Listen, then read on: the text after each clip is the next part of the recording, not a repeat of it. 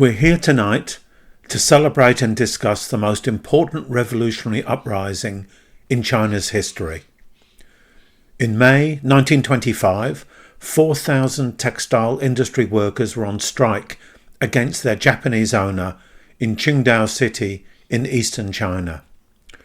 On the 29th of May, 3,000 cops and a Japanese warship opened fire on the strikers, killing 8. The next day, 30th of May, in Shanghai, a Chinese worker was killed by a Japanese foreman, and the city erupted with anger. These murders symbolized the decades of oppression Chinese people of all classes had experienced at the hands of foreign imperialism.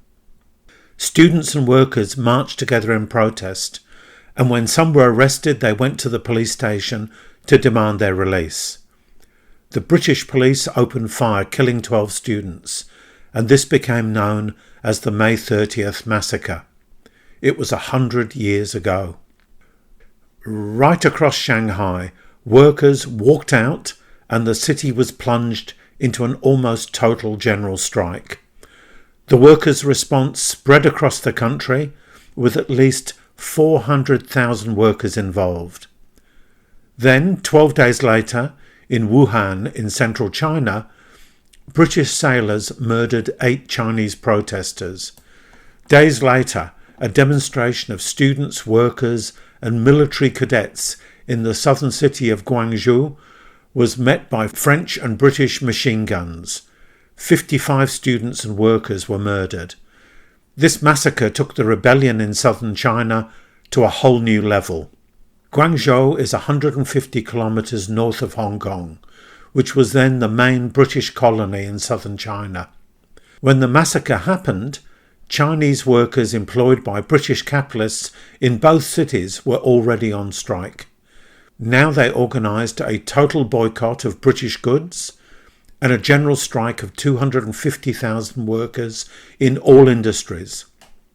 Then, more than 100,000 workers walked out of Hong Kong and went back to Guangzhou. The bustling colony of Hong Kong was paralysed. In Guangzhou, the workers set up a delegates conference to run the strike, with every 50 workers electing a representative and the conference electing a central committee of 13. This was the first embryo of workers' power in China.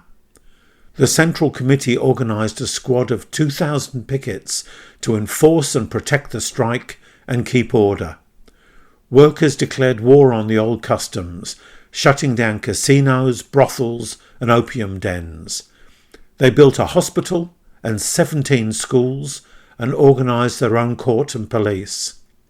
Across the southern coastline of Guangdong province, newly formed peasant associations organised pickets to prevent any goods from entering other British treaty ports. The governor of Hong Kong complained, quote, "An attack has been made upon us as representing the existing standards of civilization by the agents of disorder and anarchy." The uprising in Guangzhou was eventually contained and then put down by Chiang Kai-shek, the emerging leader of the Chinese Nationalist Party, the Kuomintang. But that wasn't the end of the revolution. In 1926, an uprising in Wuhan and another in Zhejiang on the Yangtze River forced the British to abandon their concessions. Then in March 1927, in Shanghai, workers rose up again to take control of the city, in the belief that the nationalist army of Chiang Kai-shek would finally throw out the imperialists and liberate China. This was completely delusional. While Chiang had ridden popular support to become the leader of the nationalist movement, he was absolutely committed to destroying the working class and peasant revolt. The result was the massacre of the militant workers and communists of Shanghai, a massacre they were completely unprepared for. Tens of thousands were killed in Shanghai, and probably 300,000 were murdered across China as a whole. The story does not end with the Shanghai massacre. The crushing of the workers' movement and the Communist Party organisation in the cities led the remnants of the party to flee to the countryside and to turn to a new strategy, organising peasants into a guerrilla army to fight for national liberation.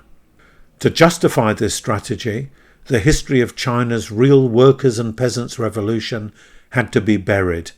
So this meeting is not just about the lessons to be learnt from the revolution, but about encouraging Chinese people, ourselves, to rediscover the most hopeful moment in our own history. I want to introduce the background to the uprising, why it was that China entered such a revolutionary period in the mid-1920s. So the first factor was the imperialist invasion of China, which triggered the final collapse of the old regime. That regime was ruled by an emperor who presided over a system where landlords, moneylenders and merchants all got rich by ruthlessly exploiting the peasants, the main population. They were barely able to survive on what they were left. Then from the mid-19th century, the great powers of Europe started forcing their way into the country. In 1839 and 1856, the British went to war to force China to import opium grown in British India and to open up their markets to all kinds of trade. Treaty ports and concession areas were established. These were controlled by imperialist governors. Foreigners had the absolute right to live and work, run businesses and import and export without restriction. Chinese people in these areas had no rights. There were treaty ports all the way along the coast and all the way up the Yangtze River from Shanghai in the east to Chongqing in the west, 1,300 kilometres away, and in many other places as well. Today, some of these concession areas are tourist highlights. If anyone's been to Shanghai, you'll know about the Bund. But at the time, Chinese people bitterly resented the way they were treated there. Their lives were made more desperate by the severe economic dislocation caused when Western manufactured goods destroyed handicrafts and agricultural land was turned over to the production of commodities, many for export. The old regime was powerless to stop this imperialist aggression and ended up simply rolling over and agreeing to new imperialist demands for territory, special rights, and so on. The second factor behind the revolt was the failure of the liberal revolution of 1911. So the bankruptcy of the old regime drove discontented scholars, students and officials to decide they needed a revolution against the old regime so that Chinese people could win their independence. Many were liberals and they supported the nationalist Kuomintang party and its leader Sun Yat-sen, of whom there is a statue just down in just off Little Bourke Street in Chinatown. But although they were able to organise a revolt and force the emperor to abdicate, they had no political or military organisation that could rule China in a new or better way. In this power vacuum, generals from the old regime took control. Sun Yat-sen, the first president of the Chinese Republic, was quickly elbowed aside by the most powerful warlord. But he, in turn, was only able to control part of the north of the country. These warlords started fighting with each other, adding to the ruin of the country. The third factor was the rapid growth of capitalist production, and with it the equally rapid growth of a working class, a very militant working class. So there's very little factory production before the First World War, but the First World War turbocharged it.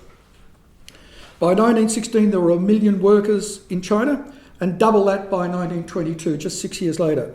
By 1927 there were 1.5 million factory workers, 1.75 million other industrial workers such as seamen, miners, railway workers and so on, and more than 11 million in service industries and handicraft production. So conditions were appalling.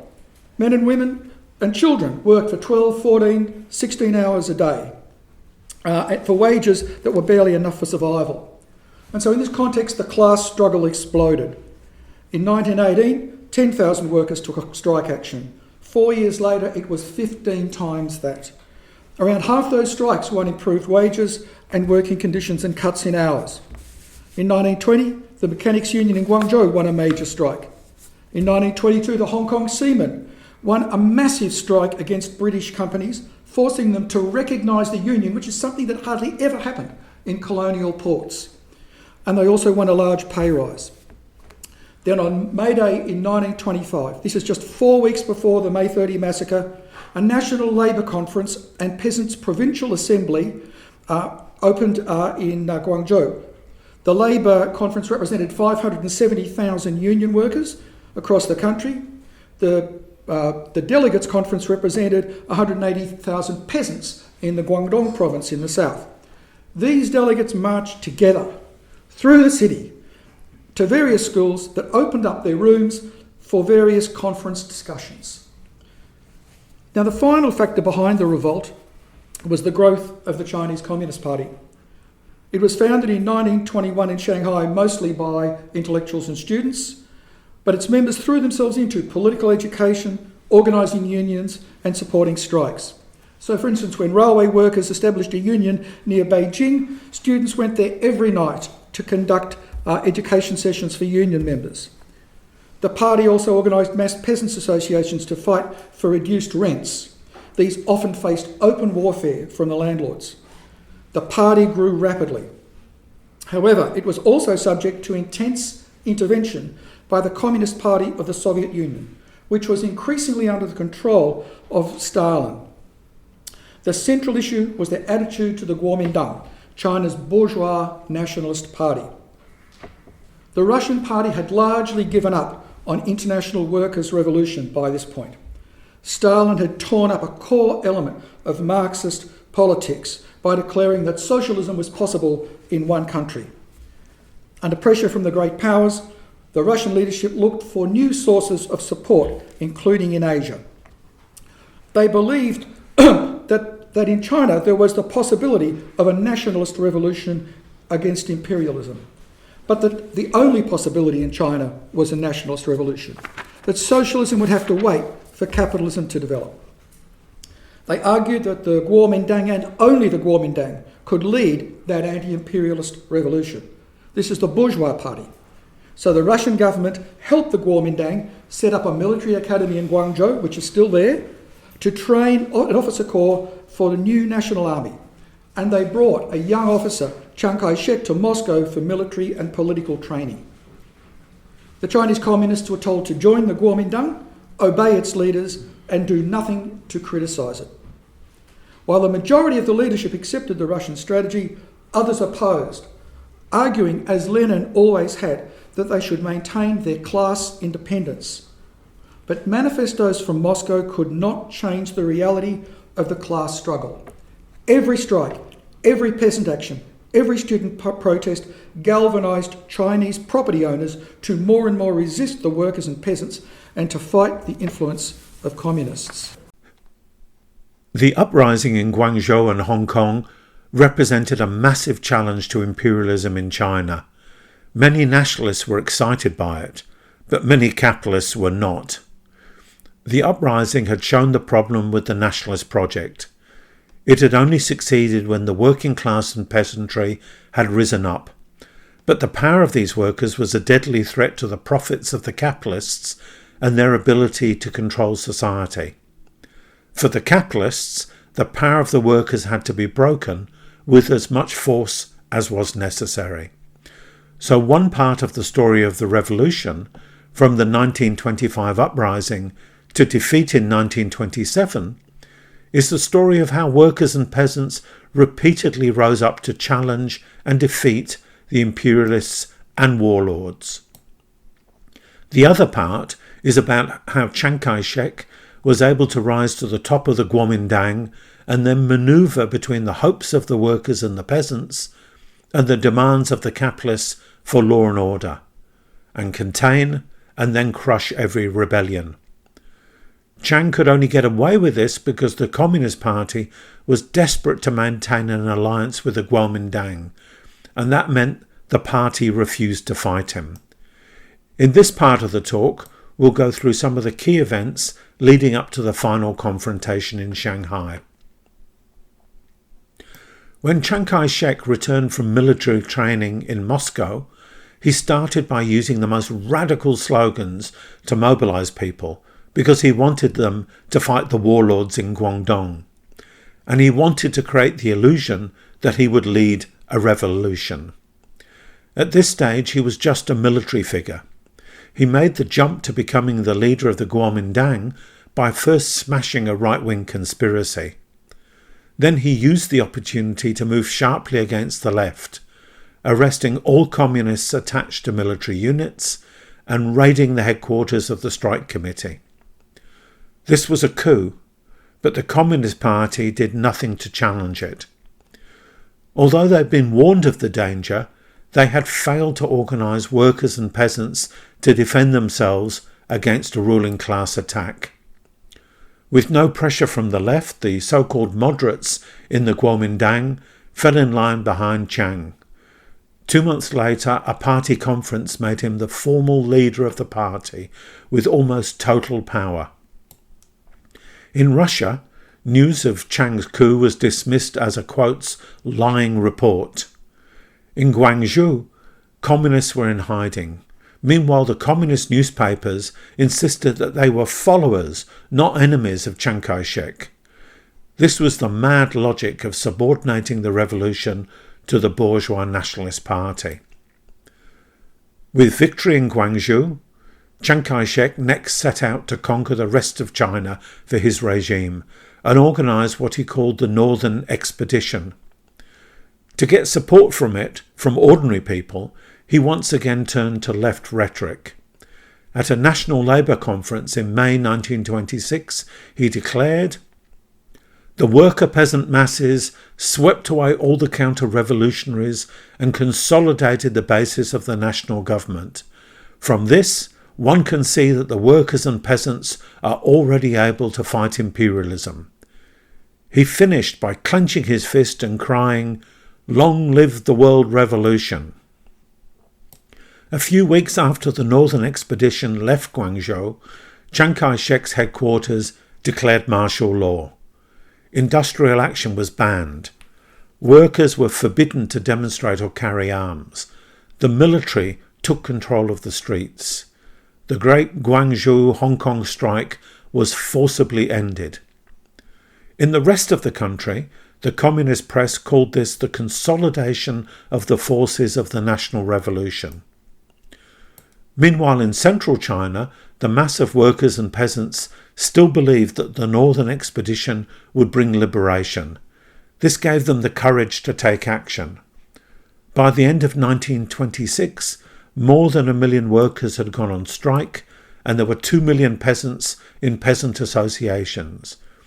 They demanded a reduction in rent and arms to fight the village landlords and officials. In Wuhan, a mass demonstration of workers forced the British to give up and leave. It was a massive victory against the imperialists, but the Communist Party criticised the workers for their militancy. When Chiang's army reached the outskirts of Shanghai, the General Labour Union called for a general strike. 350,000 workers went out and the city stopped, but the strike had no aims of its own. It was simply to help Chiang Kai-shek take control of the city. Instead, he held back. This allowed the commander of the international settlement to send out squads of police to attack anyone suspected of participation. After 3 days of street fighting, the strike petered out. Weeks later, the General Labour Union called for another general strike on the 21st of March. Up to 800,000 were directly involved. This time they organised a workers' militia of 5,000. After a day's fighting, the city was in the hands of the workers, except for the foreign concession. The General Labour Union should have used their victory to spread the revolution and prepare the city to resist Chiang's army. But they did nothing. They wanted Chiang's army to come. This did not happen. Instead, Chiang began organising his coup. He formed an alliance with the 2 largest criminal gangs in the region, the Green Gang and the Red Gang. He coordinated with the police and armed forces of the foreign concession. At the same time, he made statements that suggested he was looking to heal divisions within the Kuomintang. These initiatives were designed to confuse the union leaders and the left, and they succeeded. Then, in early April, he started piecemeal attacks on local communist centres to test the resolve of the party and the workers' movement. He demanded the pickets give up their weapons and return to work. Rather than resist, the Communist Party backed this up in the hope of preserving their alliance with the Kuomintang. Chiang launched his coup on the morning of April the 12th, 1927. Members of the Green and Red gangs rushed out of the foreign concessions to attack all the working class organisations in the city, using machine guns. Within days, Shanghai was under a reign of terror. There were house-to-house searches, and activists were either arrested or instantly beheaded in the streets. After that, the counter-revolution was unleashed throughout China's cities and countryside. Landlords executed peasants by beheading them, burying them alive, shooting, strangling, burning them alive and cutting them into pieces. Women who looked as if they could have been activists were subjected to particularly horrific tortures. None of this needed to happen. The workers and peasants could have defeated Chiang Kai-shek and taken power for themselves. But they had no leaders, no party willing to fight the nationalists. Although Chiang Kai-shek had defeated the working class in Shanghai, his regime was completely unable and unwilling to push out the foreign imperialists. When Japan invaded in the 1930s, it did everything it could to avoid battle. In the end, Chiang became one of the most monstrous dictators of the 20th century. His regime was so corrupt, so brutal, and so incompetent that there were very few left who were prepared to defend it against Mao Zedong in the Civil War after 1945. The consequences of the smashing defeat in Shanghai went way beyond China. They strengthened Stalin's position in the Russian Communist Party, even though he was the author of this catastrophe. When the revolution broke out in 1925, there was enthusiasm and optimism in Moscow, but depression when it was defeated. Stalin was strengthened because the defeat further isolated the Russian Revolution and reduced the appetite within the party for any genuine internationalism. In China, the defeat in the cities meant that a strategy of guerrilla warfare in the mountains seemed like the only option to most party members. The victory in 1949 represented a massive and welcome defeat for imperialism, but the result was also a Stalinist dictatorship in a poor country. That in turn led to the horrors of the Great Leap Forward, the Cultural Revolution, and the massacre of Tiananmen in 1989. The success of this strategy in 1949 also led revolutionaries around the developing world to embrace it in their own countries. Whilst a few, very few, were able to use peasant-based warfare to drive out imperialists, most led activists into hopeless bloody wars against military dictatorships, and none produced any form of liberation for peasants or workers. So what are the lessons of the Chinese Revolution? In the wake of the 1905 revolution in Russia, Leon Trotsky, one of the leaders of that revolution and of the 1917 revolution, broke sharply with the existing Marxist orthodoxy to argue that a workers' revolution was both possible and necessary in backward Russia at a time when global capitalism had created the possibility of a world of plenty. He argued that the bourgeoisie was too weak and cowardly to overthrow the Tsarist regime. And that revolution that he argued for is exactly what happened in 1917, when the working class won the support of the revolutionary peasantry and established, for a brief period at least, a workers' state that gave land to the peasants. In China, it was also the working class revolt and the embryonic organisations of workers' power in Guangzhou that held out the possibility of liberation for workers and peasants alike. The experience of China led Trotsky to generalise his theory of permanent revolution to all less developed nations. Now, there are many in China today who question or even oppose the regime of the Communist Party, but almost everyone thinks that there was no real alternative to the strategy of Mao Zedong and the Chinese Communist Party, of organising a peasant army to defeat the imperialists and the Chiang Kai-shek regime. The suppression of any honest knowledge of the revolution of 1925 to 27 is essential to maintaining this element of the party's legitimacy today. Making the truth about the revolution more widely known among Chinese dissidents and workers will be a crucial part of the ideological struggle to build a revolutionary movement in China in the future. It's worth also saying that there were other consequences to the defeat of the revolution. The Chiang Kai-shek regime that took power in part of China delivered neither national independence, nor democracy, nor economic development. Instead, it became one of the most monstrous, brutal and corrupt regimes in the entire 20th century, which is one of the reasons why virtually the entire population deserted it in the face of the Chinese Communist Party's offensive.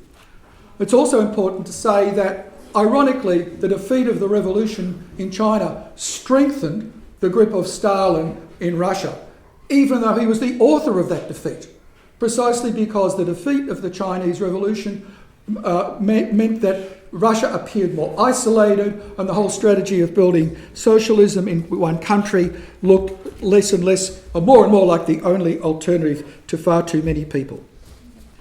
I think the final thing is that the defeat of the revolution also underscores the centrality of building a revolutionary party. Not just a party that calls itself socialist or revolutionary, but one that understands and fights for revolutionary politics in both theory and practice. I can think of few revolutions in which the limits of spontaneous revolt were more clearly shown than in China. In every revolutionary uprising, there have been parties that played the role of the Communist Party in 1925 to 27, attaching themselves to the mass movement at times, or at other times to refuse to fight a reformist party like the Labour Party. Other times preaching some version of the stages theory of revolution, subordinating workers' and peasants' revolt to the myth that national liberation is the first priority and that workers' revolution must come later, after democracy has been won or capitalism has been more developed. Workers and peasants, actually all of us, none of us can spontaneously educate ourselves about the politics, manoeuvres or techniques of division and control used by reformists or outright capitalist politicians.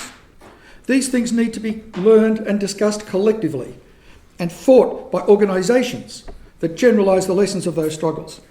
That's the way a party can be built that can win the confidence of the masses and lead in the ultimate struggle for power. That's the challenge we face here in China and in every country.